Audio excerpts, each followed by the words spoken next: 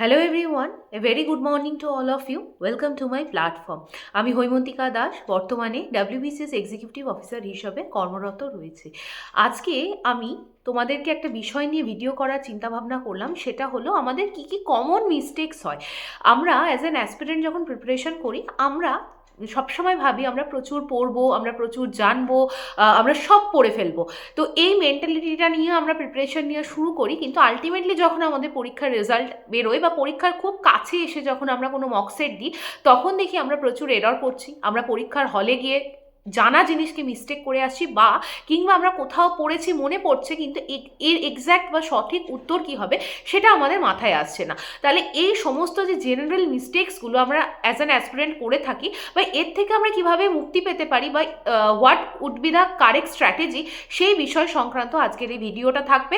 খুব শর্টে to the point আমি অ্যানালাইজ করার চেষ্টা করব, যাতে তোমাদের বুঝতে সুবিধা হয়, যাতে তোমরা তোমাদের প্রিপারেশন স্ট্র্যাটেজির সাথে রিলেট করতে পারো। Try to figure out the mistakes at first. না হলে কি হয়, আমরা সময়টা এগিয়ে যাই, সময়ের পর যখন আমরা ফেলিওরটার সাথে এনকাউন্টার করি, তখন আমরা প্রচণ্ড শকড হয়ে যাই বা ডিমোটিভেটেড হয়ে যাই, এবং আমরা হয়তো পড়াশোনা ছেড়ে দিই, বা অন্য কোনো একটা এক্সামিনেশনের জন্য শিফটেড হয়ে যায়। তো আমার নিজের এই এতদিনে তোমাদের সাথে ইন্টারাকশান করার মানে হিতার্থে বলো, বা আমি নিজে অ্যাসপিরেন্ট হিসাবে যে যে ফেজের মধ্যে দিয়ে গেছি সেটা বলো, বা অ্যাজ অ্যান অফিসার হিসাবে যখন আমি এত মানুষের সাথে রেগুলার ইন্টারাক্ট করি, জেনারেল মেন্টালিটিকে আমাদের বুঝতে হয় অ্যাজ অ্যান অ্যাডমিনিস্ট্রেটর, তবে আমরা একটা পাবলিক সার্ভিসকে ডেলিভার করতে পারি। তো সেই সমস্ত কিছুর অভিজ্ঞতাকে একসাথে করে আমি যদি সেটাকে রেপ্লিকেট করি, যে আমরা ডাব্লিউবিসিএস এর যখন প্রিপারেশন নিই, তখন আমাদের এক্স্যাক্ট কী কী আমাদের মেন্টাল স্টেজের মধ্যে দিয়ে যেতে হয়, তাহলে আমি ফার্স্ট পয়েন্ট বলবো যেটা আমাদের ফেলিওরকে মোস্টলি এনহ্যান্স করে দেয়, সেটা হচ্ছে আমাদের ডিস্ট্রাকশন। ফার্স্ট অফ অল, আমরা যে সোসাইটি বা সেই যে সোসাইটাল ট্রেন্ডের মধ্যে দিয়ে যাচ্ছি, আমার মনে হয় খুব কম স্টুডেন্ট এরম আছে যারা সোশ্যাল মিডিয়ার সাথে অ্যাটাচ নয়। এর ফলে কি হয়, আমাদের ধরো আমরা পড়তে বসলাম, পাশে আমি যদি এখন আমারও প্রিপারেশন ডেজের কথা বলি, 2019-17 এই সময় তখন কিন্তু এই ফেসবুক, ইউটিউব এত এত ভয়ানক মাত্রায় আমাদের কাছে ছিল না। আমরা অবশ্যই ডিজিটাল মিডিয়াকে অ্যাক্সেস করতাম, হয়তো খুব ভালো রিসোর্সও আমরা অনলাইন প্ল্যাটফর্ম থেকে ইউজ করেছি, ডেফিনেটলি আমরা বেনিফিটেড হয়েছিলাম সেই সময়। কিন্তু এখনকার যে সময়টা, পোস্ট কোভিড এরাতে আমরা যদি কথা বলি, আমরা দেখব YouTube, social media is flooded with some contents which is very not at all relevant for our examination, এবং তার সাথে সাথে সেটা আমাদেরকে কিন্তু সামহাও খুব বাজেভাবে আমাদের মাইন্ডকে ইম্প্যাক্ট করছে। তো আমি বলবো distraction is the biggest enemy. সেই জায়গাটা থেকে আমরা যত তাড়াতাড়ি মুক্তি পাবো, সেটা আমাদের খুব ভালো একটা জায়গা। এবং এইটা আমাদেরকে হয়তো খুব একটা কোভার্ড ওয়েতে আমাদের পড়াশোনাকে কিভাবে ইম্প্যাক্ট করে। দেখো, আমরা ধরো একটা ইতিহাসে সাপোজ একটা আমরা ইন্দাস ভ্যালি সিভিলাইজেশন চ্যাপ্টারটা পড়তে শুরু করলাম, সঙ্গে সঙ্গে আমাদের মনে হবে যে আমরা ইউটিউবে ইন্দাস ভ্যালি সিভিলাইজেশনসের একটা চ্যাপ্টারকে একটুখানি সার্চ করে দেখি। তো এই যে মুহূর্তে আমরা ইন্দাস ভ্যালি সিভিলাইজেশনকে সার্চ করলাম ধরো ইউটিউবে, আমাদের কাছে প্রচুর কন্টেন্ট এসে গেল। হয়তো সেটা আমাদের ডাব্লিউবিসি স্পেসিফিক না, হয়তো সেটা এসএসসি সিজিএল স্পেসিফিক, কিন্তু ওই ভিডিওটা আমরা দেখে আমাদের 40 থেকে 45 মিনিটস ওয়েস্ট করে দিলাম। নেক্সট আমরা ভাবলাম এটা তো হয়তো এমসিকিউগুলো খুব কমন আমি পাচ্ছি না, মানে যে কন্টেন্টটা পড়িয়েছে সেখান থেকে হয়তো আমার এমসিকিউ কমন আসছে না, দেন আমি একটা ইউপিএসসি রিলেটেড ইন্দাস ভ্যালি সিভিলাইজেশনসের চ্যাপ্টার পড়ে নিই। দেন সিমিলারলি আমি ইউটিউবে একটা ইউপিএসসি রিলেটেড কোনো একটা চ্যানেল থেকে ইন্দাস ভ্যালি সিভিলাইজেশনস পড়লাম।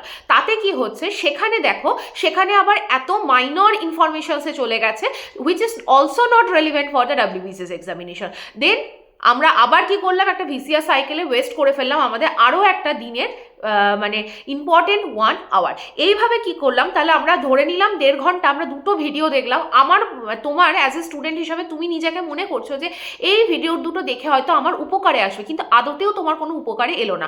সঙ্গে সঙ্গে হয়তো সাপোজ দেখা গেল ওই ভিডিওটার ডেসক্রিপশন বক্সে একটা পিডিএফ এর লিঙ্ক আছে, তুমি সেই পিডিএফ এর লিঙ্কটা চলে গেলে, সেটা থেকে তুমি চলে গেলে একটা টেলিগ্রাম লিঙ্কে, সেটাকে তুমি জয়েন করলে, সেটাকে স্ক্রল ডাউন করলে, তুমি সেখান থেকে আরও 10টা নোটসকে তুমি নিজের ফোনে কিন্তু ভর্তি করলে, এবং তোমার মনে হবে যে আচ্ছা, এই ইন্দাস ভ্যালি সিভিলাইজেশনসটা আমি পড়লাম, এখান থেকে আরও আমি 4টে নোটস গ্যাদার করে ফেললাম। তাহলে এই জিনিসটাকে আমি একবার পড়তে শুরু করি। জাস্ট তুমি ফোনে স্ক্রল ডাউন করতে করতে আরও আধা ঘন্টা সময় নষ্ট করে ফেললে, কিন্তু সেটাতেও তোমার কিন্তু প্র্যাকটিক্যালি কোনো ইম্প্যাক্টেড হলো না। মানে তুমি WBC specific Indus valley civilisations নিয়ে কী কোয়েশ্চেন্স এসছে সেটাই বুঝতে পারলে না। তার আগেই before understanding the real question, যেটা তুমি ডাব্লিউবিসিএসে তোমাকে সফলতা দেবে, সেটা বোঝার আগে 2 ঘন্টা তুমি ওয়েস্ট করে ফেলে just on the social media. Next, এইভাবে কিন্তু আমরা একটা ডিস্ট্রাকশনকে খুব এনহ্যান্স করি। আর একটা জায়গা হচ্ছে, ধরো সোশ্যাল মিডিয়া বা ফেসবুক, তোমরা ধরো 1 ঘন্টার পর একটা ব্রেক নিলে, বা চায়ের আড্ডা বা বিকালবেলায় ধরো আড্ডা মারার সময় ফেসবুকটা খুললে। আমাদের সোসাইটি থেকে এখন কনস্ট্রাকটিভ আড্ডা বা কনস্ট্রাকটিভ ডিসকাশন এটাও খুব কমে যাচ্ছে। সোশ্যাল মিডিয়া খুললে দেখবে কে কোথায় ঘুরতে গেছে, কে কোথায় আড্ডা মারতে গেছে, কার লাইফে কত ভালো হয়েছে, তা মানে খারাপটা মানে কেউ বলতে চায় না, আর ভালোটা কি মানে মানুষ এক্সাজারেট ওয়েতে দেখাতে চায়। এবার সেইগুলো দেখে তুমি you start comparing with your own life, যে আমি তো এগুলো পাচ্ছি না, আমি তো জীবনে সব থেকে টাফেস্ট মোমেন্টে আছি, আমার জীবনে কিছু ভালো না। This kind of negative mentality তোমার মধ্যে তোমার অজান্তেই ইনকালকেটেড হয়ে গেল, এবং সেটাকে তুমি রেপ্লিকেট করলে নেক্সট 2 to 3 আওয়ার্স। এইভাবে পড়াশোনা করতে করতে 2 থেকে 3 দিন পর তোমার যে গ্রাফ অফ পিকটা, সেটা কিন্তু একদম মিনিমাম লেভেলে চলে আসে, এবং তুমি নিজেকে এইভাবে মানে সোসাইটাল ব্লেমটাকে তুমি স্ক্যাটার করতে থাকো। মানে কি হয়, সোসাইটি এরকম, পরীক্ষা হয় না, কেউ পাস করে না, এত স্টুডেন্ট পরীক্ষা দিচ্ছে, পাশের বাড়ির ছেলেটাও এত বছর ধরে প্রিপারেশন নিয়ে চাকরি পায়নি, তাহলে আমি তো পাবো না। সো তুমি কি করছো, তুমি জাস্টিফিকেশন খুঁজছো যে তুমি কেন প্রিপারেশন নিতে পারছো না। তো এই হচ্ছে একটা জায়গা।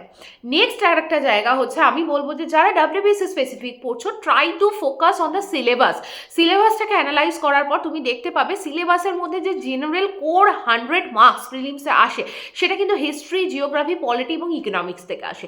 এই 100 মার্কসের মধ্যে যে সমস্ত স্টুডেন্টরা জেনারেল স্টাডিজে ভালো, তাদের কিন্তু আমি মনে করি 85+ বা 80+ অ্যাটলিস্ট, যদি 100-এর মধ্যে তুমি স্কোর না করো, বাকি টপিকগুলো থেকে তুমি যতই মেকআপ করার চেষ্টা করো, সেই মেকআপটা দিয়ে কিন্তু তুমি প্রিলিমস পরীক্ষা পাস করতে পারবে না।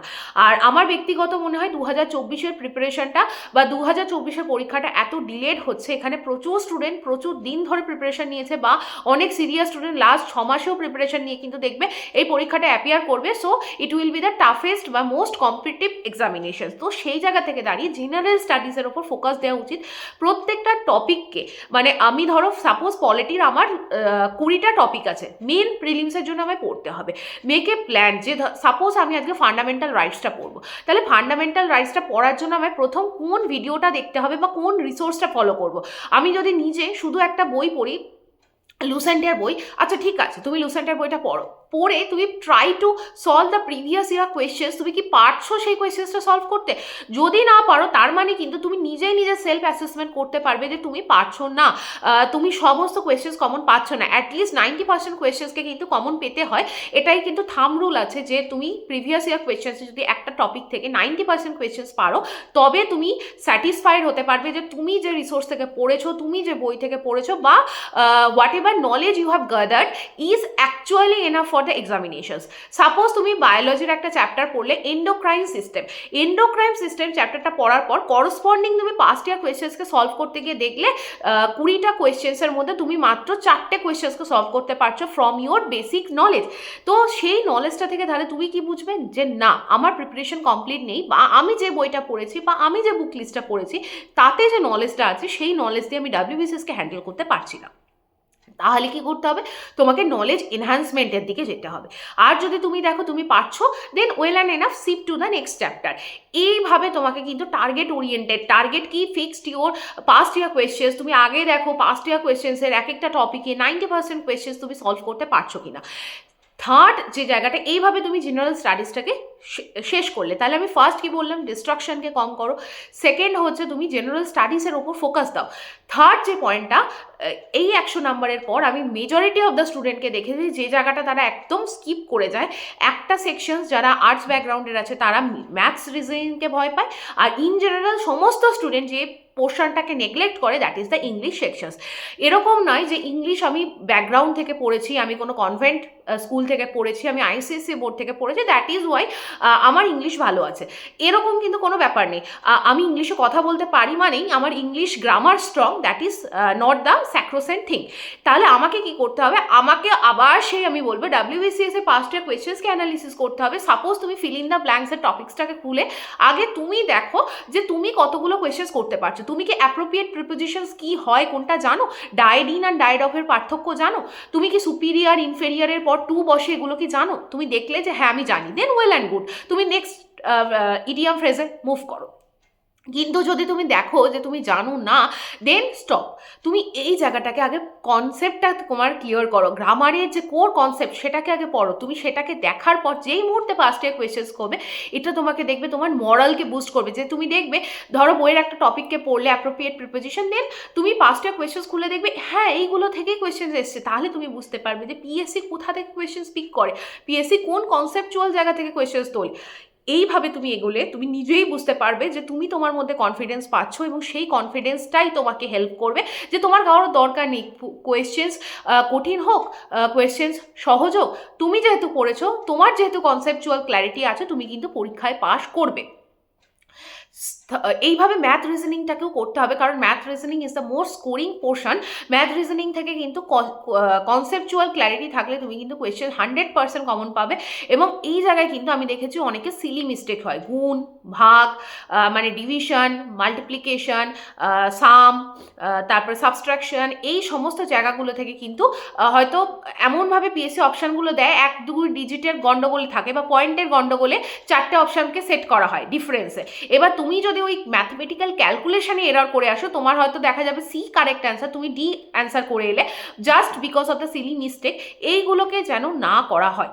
আর লাস্ট যে জায়গাটা আমি বলবো, এই সমস্ত কিছুকে করার পর তুমি যে কনসেপ্টটাকে গ্যাদার করেছো, তোমার মধ্যে যে মানে নলেজটা তৈরি হয়েছে স্পেসিফিক টু দ্য এক্সামিনেশন, সেটাকে এবার চেক করা দরকার আছে। এই চেকিংটা যদি তোমরা এবার একদম প্র্যাকটিক্যাল এক্সামিনেশনে করতে চাও, তাহলে দেখবে অনেক মানে ব্লান্ডার হয়ে যায়, অনেক মিস্টেক হয়ে যায়। সেই জন্য আমার মনে হয় মক টেস্ট দেওয়া উচিত। মক টেস্ট আমরা কখন দেবো, 40 থেকে 50% সিলেবাস আমার যখন শেষ, তখন থেকে আমি সেকশনাল মক এবং ফুল লেন্থ মক উইকলি একটা করে দিতে পারি। এবং এই পুরো জায়গাটাকে আমার অ্যানালাইজ করার দরকার আছে। একটা মক দিয়ে আমার মনে হয় 2 দিন ওই মক পেপারটাকে অ্যানালাইজ করা দরকার আছে। ওই অ্যানালিসিসের সাথে কোন কনসেপ্টগুলো আমি জানি না, সাপোজ আমি ওই মক পেপারে দেখলাম আমি 25-এর মধ্যে ইংলিশে 10 পাচ্ছি, তাহলে এই বাকি যে রেস্ট 15টা কোয়েশ্চেন্স আছে, এটা আমি কেন পারলাম না, এই নিজেকে ওয়াই, এই অ্যানালিসিসটা কেন আমি ব্যর্থ হচ্ছি, কেন আমি একটা 200 নম্বরের পেপারে 80-তে গিয়ে আটকে যাচ্ছি, এই অ্যানালিসিসটা না করা পর্যন্ত কিন্তু তোমরা প্রপার জায়গায় পৌঁছাতে পারবে না, বা প্রপার মানে এক্সামিনেশনের প্যাটার্নে নিজেদের অ্যালাইন করতে পারবে না। আমি যদি আমার কথা বলি, একদম 2020-তে ফার্স্ট অ্যাটেম্প দিয়েছিলাম, তার আগে আমি অক্টোবর মাস থেকে কিন্তু আমার মনে আছে এখনো, আমাদের ফেব্রুয়ারি মাসে পরীক্ষা হয়েছিল, কিন্তু তার আগে আমি অক্টোবর মাস থেকে কিন্তু মক টেস্ট যখন আমি ফুল দিয়েছিলাম, ফার্স্ট আমি মক টেস্টে 200-র মধ্যে 90 পেয়েছিলাম। এবার 90 মক দিয়ে কিন্তু আমি পরীক্ষায় বা 90 নাম্বার দিয়ে কিন্তু আমি প্রিলিমস পাস করতে পারবো না। দেন আমি অ্যানালাইজ করলাম যে আমি ভূগোলের বা জিওগ্রাফির লাস্টের দিকে যে চ্যাপ্টারগুলো, ধরো transport, census, human settlement, urban যে ক্লাস্টার্স আছে, এই যে মিসলেনিয়াস যে ভূগোলের টপিক, এখান থেকে 1-2 কোয়েশ্চেন্স আসছে, ট্রাইবাল পপুলেশন, এইগুলোকে আমি যখন পড়লাম, পরের দিনে দেখলাম আমি 2 থেকে 3টে কোয়েশ্চেন্স কমন পেলাম। স্টিল আমার মার্কস কিন্তু ওই 97-এর কাছাকাছি ঘুরছে। তখন আমি অ্যানালাইজ করলাম যে I have lacking the knowledge in the English sections. কারণ ইংলিশ আমি যদি জানিও, যতও বা জানি, শেখার থেকেও আমার কিন্তু প্রপার দেখা যাচ্ছে সিলি কোনো ভয়েস চেঞ্জে মিস্টেক্স আসছে, কিছু সিলি ফিল ইন দ্য ব্ল্যাঙ্কসে মিস্টেক্স আসছে, আমার ভোকাবে কিছু জায়গায় আমার সিনোনিম অ্যান্টোনিমকে স্ট্রং করতে হবে। দেন আমি ওটার ওপর 1 সপ্তাহ কাজ করে আবার যখন একটা ফুল লেন্থ মক দিলাম, তখন দেখলাম আমি 105 স্কোর আসছে। So this is the simultaneous progress, যেটা তুমি কিন্তু নিজেই সেলফ অ্যানালিসিস করে বার করতে পারবে যদি প্রত্যেকটা ফুল লেন্থ মক বা সেকশনাল মককে তুমি প্রপারলি অ্যানালিসিস করো। তো এই পুরো জায়গাটা ছিল, আমি বললাম 4টে বিষয়ের ওপর আজকে আলোচনা করলাম। আশা করি তোমাদেরকে কিছুটা বোঝাতে পারলাম। আর আমার মনে হয় 3 স্টেপ আমি তোমাদের বলবো এক্সিকিউশনের জন্য। এটা একটা মেন্টাল আমাদের একটা সেট আপ থাকে। ইন জেনারেল ম্যাক্সিমাম আমি দেখেছি 80% স্টুডেন্টের মধ্যে হয়তো এইটা কাজ করে, আর যার জন্যই হয়তো আমাদের প্রিপারেশনটা খুব ডিলেড হয়ে যায় বা লং মানে টাইম কনজিউমে একটা প্রিপারেশনে পরিণত হয়। ফার্স্ট হচ্ছে আমরা খুব বেশি এক্সটার্নাল মোটিভেশনের ওপর ডিপেন্ডেন্ট হয়ে যায়। What kind of external motivation? আমরা কোনো একটা, আবার বললাম, সোশ্যাল মিডিয়ায় কেউ একটা আইএস অফিসারকে দেখলাম, কোনো একটা ডাব্লিউবিসিএস এক্সিকিউটিভ মানে ভিডিওকে দেখলাম, দেন আমরা ভাবলাম ওই নীলবাতি গাড়ি। এগুলো কিন্তু খুব সুপারফিশিয়াল, এগুলো খুব মেটেরিয়ালিস্টিক। এই জিনিসটাকে দেখে তোমরা যদি কেউ ডাব্লিউবিসিএস প্রিপারেশনে আসতে চাও, এই জিনিসটাকে ভেবে অবশ্যই তুমি এই সোশ্যাল প্রেস্টিজ, এই নীলবাতি গাড়ি, কোয়ার্টার, বাংলো, পুলিশ পেছনে ঘুরবে, সব কিছু তোমার সাথে হবে, but this can not be your sole purpose to come in to the civil service. এবং এই ধরনের মেন্টালিটি নিয়ে যারা প্রিপারেশন নিচ্ছে, আমি বলবো যে এই প্রিপারেশন বা এই চাকরির পরীক্ষায় না আসাই ভালো, বিকজ এই চাকরি বা এই ডাব্লিউবিসিএস চাকরি বা এই civil service as a whole, যে অ্যাডমিনিস্ট্রেটিভ প্রসেস আমাদের চলে, এটা খুব হার্শ রিয়েলিটির সাথে তোমাকে এনকাউন্টার করাবে। এটা খুব হার্শ রিয়েলিটিকে তুমি শিখবে। এইটাই, তুমি যদি গ্রাউন্ডেড না থাকো, তুমি ওই লাক্সারিয়াস যে ব্যাপারটা ভাবছো সেইটার রেসপেক্টে যদি পড়াশোনা করো, তাহলে কিন্তু অ্যাকচুয়ালিটির সাথে, যখন রিয়েলিটির সাথে তোমার অ্যাকচুয়ালাইজেশন হবে, তখন কিন্তু তুমি মেনে নিতে পারবে না। আর একটা জায়গা হচ্ছে, সেকেন্ড হচ্ছে, তুমি একটা কনসেপ্টকে, মানে তোমার কনসেপচুয়াল ক্ল্যারিটির দিকে মানে ফোকাস করো। তুমি আগে ভালো করে বই পড়ো, পাস্ট ইয়ার কোয়েশ্চেন্সকে সলভ করো। 2 নম্বর যে জায়গাটা, এক্সটার্নাল মোটিভেশন দেখে যখন তুমি ভাবলে আমি পড়বই, এরম একটা ব্যাপার, আমি আজকে পড়েই ফেলবো, আমি আজকে পাস করেই ফেলবো, এটা আমার লাস্ট অ্যাটেম্প্ট, আমি এই যে বিষয়টা, this is the external motivation. এটা কিন্তু বেশি দিন থাকবে না। এটা কাউকে তুমি কপি করে নিজেকে ওই জায়গায় প্লেস করছো বলে তোমার মনে হবে আজকে আমি পড়বো। নাও তুমি মানে এই মোটিভেশনাল ফেজে তুমি কি করতে শুরু করবে? সাপোজ তুমি হিস্ট্রি, গান্ধিয়ান এরাটা তুমি অনেকবার পড়েছো, গান্ধিয়ান এরাটা তোমার কমপ্লিটেড আছে, তুমি কি করবে? তুমি ওই চ্যাপ্টারটাকেই আবার পড়বে। মানে ইজি জিনিসটাকে মানুষ খুব বেশি সহজে অ্যাকসেপ্ট করতে চায়। দ্যাট ইজ ওয়াই তুমি ওই তোমার জানা পরীক্ষার জিনিসটাকে, জানা কনসেপ্টটাকে আবার পড়লে, এবং সেইখানে তুমি তোমার ম্যাক্সিমাম এনার্জিকে ড্রেন করে দিলে। তাতে কি হলো, তোমার যখন ম্যাক্সিমাম এনার্জিটা ওই জায়গাতেই জানা জিনিসে চলে গেল, তুমি কিন্তু কখনোই ওই পোস্ট মুঘলেরা বা বিজয়নগর বাহমানি ডাইনাস্টিটাকে পড়ে উঠতে পারলে না। তো অজানা জিনিসটা তোমার কিন্তু বাকিই থেকে গেল। সো তুমি যখন, মানে আমি বলবো যে সবসময় মোটিভেশন ইন্টারনাল হয়, আর জেদ ব্যাপারটা, খিদে ব্যাপারটা, আমাকে হতেই হবে, আমাকে পারতেই হবে, এটা ভেতর থেকে আসে। বাইরে থেকে তুমি কাউকে মোটিভেশন দেখে নিজেকে মোটিভেট করলে কিন্তু ওই জিনিসটা হয় যে আমি আমার ইজিয়ার কোনো একটা কমফর্ট জোনের টপিককে পড়ে আমি আমার ম্যাক্সিমাম পড়াশোনার এনার্জিটাকে ওখানে ড্রেন ডাউন করে দিই। ফলত আমার যেগুলো আনকভার্ড এরিয়া আছে, সেগুলোকে আমি কোনোদিনও রিচই করতে পারি না, কারণ ওখানে আমার একটা মেন্টাল স্ট্যাগনেশন বা মেন্টাল ফোবিয়া ওখানে অ্যাটাচ থাকে। কারণ আমার, মানে প্রত্যেকটা মানুষের কিন্তু অজানাকে জানতে একটা ভয় থাকে। আর একটা আমি বলবো, এখন থেকে যারা এই ভিডিওটা দেখলে, যারা সিরিয়াস, 6 আওয়ার্স স্ক্রিন অফ, মানে ফোন টাচ করবো না দিনে 6 ঘন্টা, এই অ্যাটিটিউডটা নিয়ে চলো। যখন, তার মানে দেখবে 6 ঘন্টা যখন পড়বে, হয়তো তোমার মনে হবে যে আমি কোনো একটা কিছু আমার এই মুহূর্তেই গুগলে সার্চ করতে হবে, সেটাকে ডায়েরি মেনটেন করো, ডায়েরিতে লিখে রাখো, সেই মুহূর্তে কিন্তু ফোন হাত দেবে না। এইটাই কি হবে, তোমার মেন্টাল যে ফ্রিডম, মানে মেন্টাল স্থিতি, এইটা অনেক স্টেবিলাইজড হবে। তুমি নিজে একটা ভালো কিছু ভাবার চিন্তা ভাবনা করতে পারবে। আদারওয়াইজ সব সময় হাতের সঙ্গে ফোন, সব সময় পড়ার পাশে ফোন বা ল্যাপটপ বা সোশ্যাল মিডিয়া বা গুগল, এই সমস্ত কিছু থাকলে আমাদের যে বইয়ের সাথে আমরা একাত্ম, এই ব্যাপারটা থেকে আমরা অনেক বেশি দূরে সরে যাই। সো আশা করি আজকে এই, মানে মোটামুটি এই কটা জিনিস নিয়ে আমি আলোচনা করতে পারলাম, তোমাদের হেল্প হলো। আর আমি এই পুরো জায়গাগুলোকে নিয়ে অ্যাটলিস্ট যারা আমার কাছে স্টুডেন্টরা পড়ে, তাদেরকে কিন্তু আমি মানে বোঝানোর চেষ্টা করি যে this could be the correct মানে way to clear any examinations. আর সব শেষে আর বেশি এটাকে ইলংগেট করবো না, তোমরা কেউ যদি পার্সোনাল গাইডেন্স আমার থেকে পেতে চাও, তাহলে আমাকে মেল করতে পারো।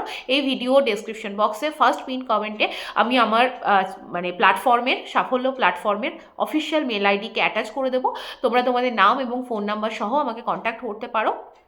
আমি অ্যাসিও করতে পারি এই যে এতগুলো পয়েন্ট, এই যে ডিস্ট্রাকশন, এই যে আমরা মাল্টি ডিরেকশনাল ওয়েতে পড়ি, এবং তার ফলে কিন্তু আমাদের যে সফলতার রেট অনেকটা কমে যায়।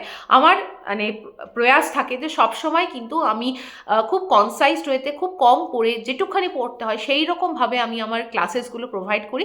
তোমরা কেউ যদি চাও আমার সাথে যুক্ত হতে এবং ডাব্লিউবিসিএস এর প্রিপারেশন নিতে, দেন ডেফিনেটলি আমায় মেল করতে পারো।